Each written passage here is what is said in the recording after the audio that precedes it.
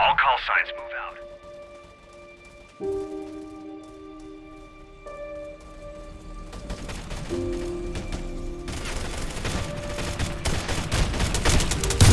Site I is under attack.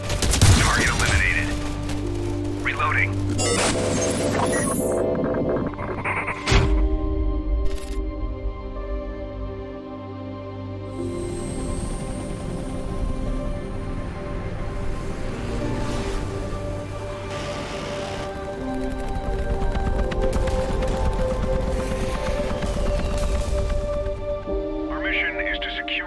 So, the Crowz Squad Operations beta dropped late last night at 9 p.m. Eastern Standard Time and ended the following day at 5 o'clock in the morning. I mean, they did apologize for a short test, and from the tweet that they put out, they said that the game will come back with improved performances. So, let's talk about it. My name is Blue the Robot, and if you want to keep up to date on anything and everything Crowz related, then please hit that subscribe button and don't forget to like the video as it helps me out and the channel. So, starting off, me and a few friends, including some awesome content creators, TactiGamer and UselessFodder, joined me to test the beta, in which I was originally going to stream the following day. But thankfully, Fodder let me know before about what time the beta will actually be coming out. So, I started up the stream, loaded up the game, and watched the intro cutscene and was greeted to a somewhat familiar screen. It kind of reminded me of the PUBG lobby room, and of course we saw top right in-game currency and what it looked like, alongside maybe a premium currency that you'll probably pay for.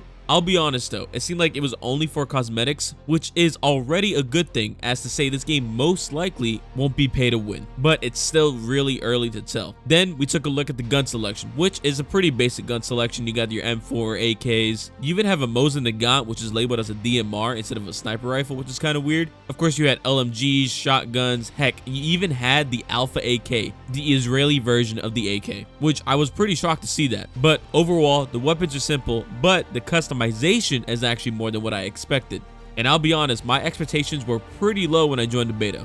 With you being able to attach muzzle brakes, compensators, suppressors, which most of it was locked, you had optics of course, cancer red dot sights, and even some weapons allowing you to change the butt stocks on them. Then later on, after realizing I could change my character, we looked at all the character customization options, and again, with no expectations going in, I was actually genuinely impressed with the amount of choices, from face options, beards, hair, tattoos, and even some face paints, to the clothes and gear including hats, tops, bottoms, boots, bags, vests, gloves, and even face equipment, which actually didn't have anything in that category. But again, I was shocked by how much options they had. But from a free-to-play perspective, it makes sense to add this much in, since I would assume you'd be able to purchase some with actual money. They even had patches and stickers you can add to your character and weapons, which I bought like 2 stickers with the currency they gave us. What, you think I was gonna use my own money? Of course, we gotta talk about the gameplay itself. Well, starting off, you're greeted with a pretty sick cutscene with Chinooks, Blackhawks, and A10s doing strafing runs, and that's only if you join in during the start of a match. You'll parachute in, and then it's pretty much a game of conquest, capturing points to collect resources within the mining flags, and first to 3600 wins. There was another game mode called Blood Zone, which I think is most likely the Battle Royale mode in this game, where if I remember correctly, you have to collect fallen meteorites from space to QAnon, and then maybe the last team wins, or maybe you'll possibly extract. I'm not sure, but I know from the original trailer, there was a green gas that was closing in on a circle.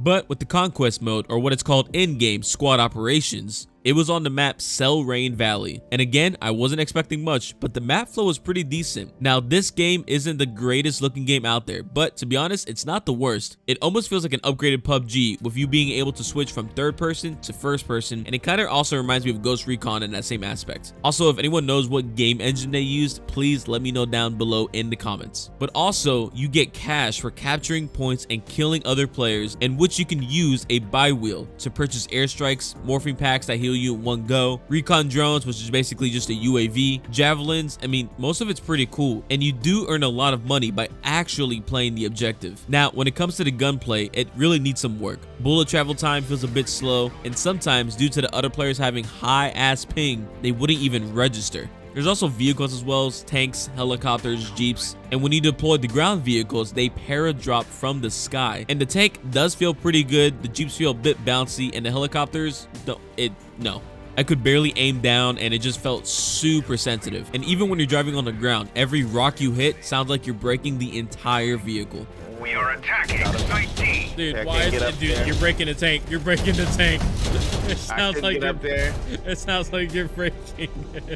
So the sound design definitely needs a bit of work. And of course, how could I mention to forget how bad the FPS was? It was so bad that I dropped sometimes to 12 FPS. I mean, the optimization needs a ton of work, but even with all those issues, this game feels like it has a lot of potential, major potential. Playing with a squad helped out for sure, but it was actually a lot of fun. This game feels satisfying, especially when you execute a down player, and playing together is far better than going solo. So stick with your squad, even if they're just randoms. And in all honesty, I'm actually really impressed by this game, but it is far from being ready anytime soon. Maybe sometime in like late 2022, we could see a more improved version, but there will be a second wave of beta testers, so we have a lot of waiting ahead of us. Guys, I hope you enjoyed today's video. Last night's stream was amazing. We hit over 100 viewers, and to be honest, I didn't realize how many people were interested in this game, so I appreciate you guys coming by. I'll definitely be covering this game a lot more, but of course, if you did enjoy the video, don't forget to hit that like button and subscribe to the channel, and I'll see you guys in the next one. Peace.